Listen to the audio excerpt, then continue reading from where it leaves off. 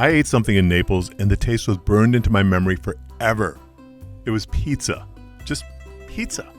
But somehow that pizza was everything it was supposed to be before we all forgot.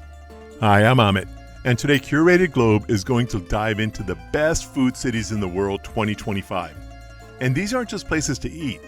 These are cities where food is religion, it's politics, and therapy all mixed into one perfect bite. We're 8 cities where dinner reservations are competitive sports, where street vendors are celebrities, and where your biggest travel regret will be not having more stomachs. From Naples to Mumbai, Bangkok to Lima, we're about to make you very, very hungry. Naples doesn't just make pizza. Naples is pizza. Every pizziolo here has opinions stronger than their espresso, and they are all correct. La Antica Pizzeria de Michele. 2 types of pizza, that's it. Marinara or margarita. They've been making the same 2 pizzas since 1870 because when you've already achieved perfection, variety really isn't needed. The dough ferments for 24 hours, the tomatoes are San Marzano, the mozzarella arrives twice daily, and the oven hits 900 degrees Fahrenheit. But Naples goes even deeper. Fogliatella, a shell-shaped pastry that shatters into 1,000 crispy layers filled with ricotta and candied fruit. Pizza Frita, fried pizza because regular pizza wasn't indulgent enough. And coffee, standing at the bar for 90 seconds max. Espresso so intense it rewires your DNA. Here's what Naples understands. Innovation is overrated when your grandmother's already solved food. Every family has a Sunday ragu that simmers for 6 hours. Every pizzeria has a wood oven blessed by someone's nana. This city treats food like scripture, and I think they might be onto something. Lima took 3 major immigrant populations, indigenous, Spanish, and Asian, and created a flavor profile that shouldn't work but absolutely destroys your palate in the best way. Central Restaurante doesn't just serve food, they serve ecosystems, 17 courses representing the different altitudes of Peru, from 20 meters below sea level to 4,100 meters up in the Andes. You're eating the entire country's biodiversity on plates that actually look like art installations. But the streets tell the real story. Anticuchos, beef heart skewers that sound terrifying but taste like umami heaven. Ceviche that kind of cooks in lime juice while you wait. So fresh, the fish was probably philosophical about life about an hour ago. And causa, layered potato dish that's basically Peru making potatoes interesting to challenge the rest of us. The Nakai cuisine here, Japanese Peruvian fusion, happened because immigrants got homesick and creative simultaneously. Raw fish met ají amarillo peppers, and they together created something that makes regular sushi feel somewhat undressed. Lima isn't just one of the best food cities in the world 2025, it's rewriting what fusion means. Ho Chi Minh City operates on the principle that every corner needs at least 3 food vendors, or the universe is going to become unbalanced. So 5 a.m., 5 vendors are already ladling breakfast into bowls. 11 p.m., different vendors are grilling meat over charcoal made from coconut shells. 3 a.m., someone's definitely still selling banh mi because sleep is just time that you could be eating. Banh mi here isn't just a sandwich, it's architectural. French baguette, which is colonialism's only good contribution.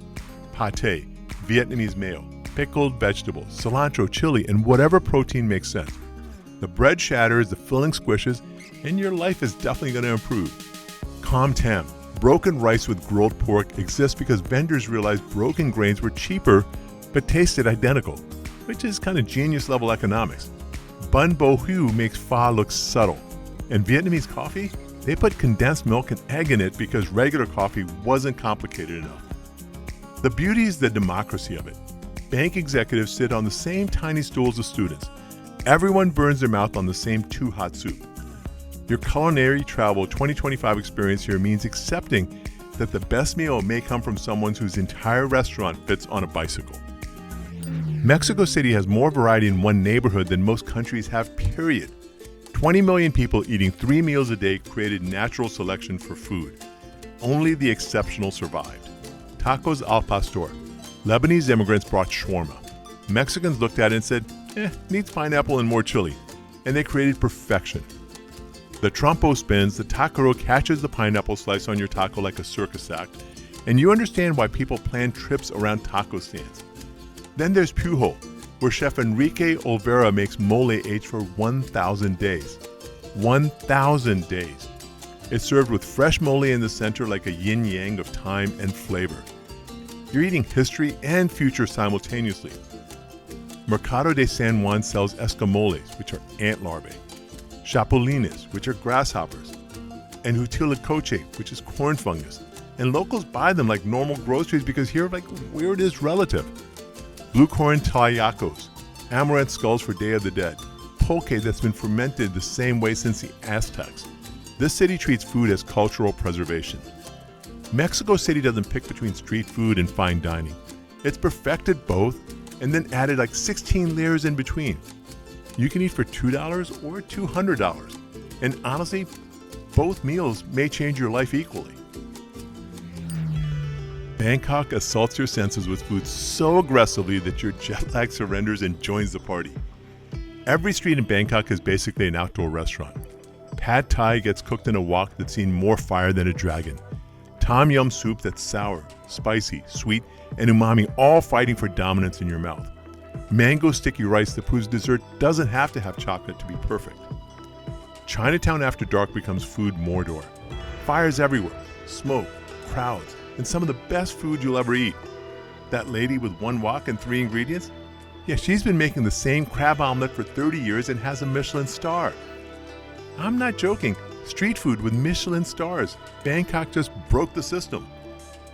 Then you have Gagan Anand making emoji menus and serving yogurt explosions because Bangkok doesn't just preserve tradition, it weaponizes innovation.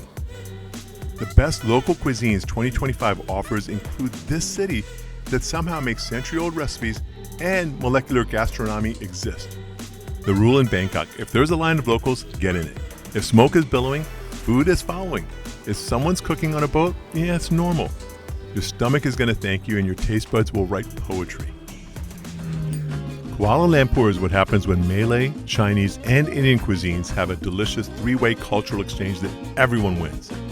Nasi lemak for breakfast, coconut rice, sambal, anchovies, peanuts, egg, because starting your day without 5 flavors and textures is basically admitting defeat. Char kway teow, flat noodles with enough wok hee, which is breath of the wok, to taste like a controlled arson. Assam laksa that's sour enough to make you question reality and then immediately want more.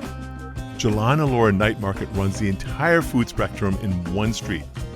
Hokkien mee 3 stalls from banana leaf rice, which is somehow neighbors with Turkish ice cream guys doing their whole stretchy performance thing. It shouldn't make sense, but KL doesn't care about your logic. The modern Malaysian restaurants are taking traditional recipes and asking, but what if we made it weird? Diwakan serves ant salt. Nabodi makes Indian fine dining that would confuse and delight your grandmother equally. This city understands the best dining cities 2025 celebrates don't pick one cuisine, they perfect all of them. Mumbai runs on street food and dreams, and honestly, the street food is more reliable. Vada Pav, Mumbai's burger, except it's a deep-fried potato ball and bread with chutneys that could strip paint or achieve nirvana, depending on your spice tolerance. Pav Bhaji, vegetables mashed into submission on a griddle the size of a table, served with butter-soaked bread because Mumbai believes in carbs as a lifestyle. Chowpatty Beach, Bhel Puri vendors who build your order like edible architecture. Puffed rice, save, chutneys, onions, tomatoes, mixed with a flair of cocktail bartender who studied under monks. Every vendor has their own style.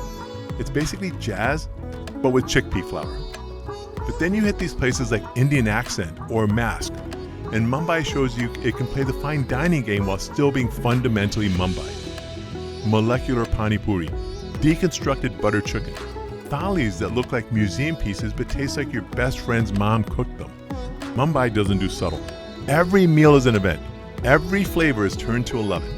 The city that never sleeps feeds the people who never stop eating. Dubai said, let's import the world's best chefs and also keep the $3 shawarma guys. And somehow, both decisions were correct. Al Mala on Difaya Street makes shawarma that sultans would have started wars over. It's $3. The meat spins, gets shaved, wrapped in bread that's basically a carb hug, and then handed to you by someone who's been doing this since Dubai had more camels than Ferraris. Then you have Koya, Zuma, Nobu. Every international super restaurant has a Dubai outpost because this city collects Michelin stars like Pokemon. La Petite Maison, where they'll make you a tomato salad that costs more than your shoes, but somehow justifies it through the tomato sorcery. But here's Dubai's secret weapon. Immigrant communities brought their grandmother's recipes. Ravi's Pakistani food. Ethiopian spots in Bur Dubai, where you eat with injera while sitting on carpets. Filipino breakfast in Southwa. This city is the world's most expensive food court, and I mean that as the highest compliment. Dubai proves that Food Tourism 2025 isn't about choosing between authentic and ambitious. It's about cities confident enough to serve both and dare you to complain.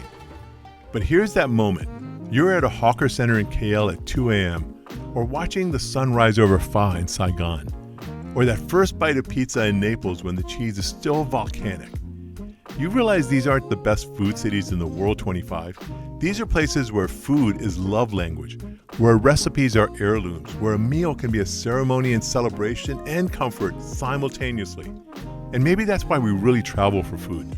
Not just to eat, but to understand, to sit at someone's table, literal or metaphorical, and realize that despite everything, humans everywhere figured out how to make delicious things from whatever they had. That's not just cuisine, that's civilization. There's your best food cities in the world 2025. 8 places where your taste buds will file for separation from your brain because they're never coming home the same. Naples with its pizza philosophy, Lima's altitude experiment, Saigon's organized chaos, Mexico City's 1,000-day mole, Bangkok's Michelin street food, KL's cultural explosion, Mumbai's spice symphony, and Dubai's delicious identity crisis. Which city's calling your stomach? Are you team street food or are you team tasting menu? Or are you enlightened enough to know it's never about choosing? Drop your food city dreams in the comments. Hit that like button if you're hungry now. Subscribe because we're always finding new places to eat and explore around the world. Next, head to curatedglobe.com. We've got complete travel guides in ebook and paperback. Ma asalama and peace out.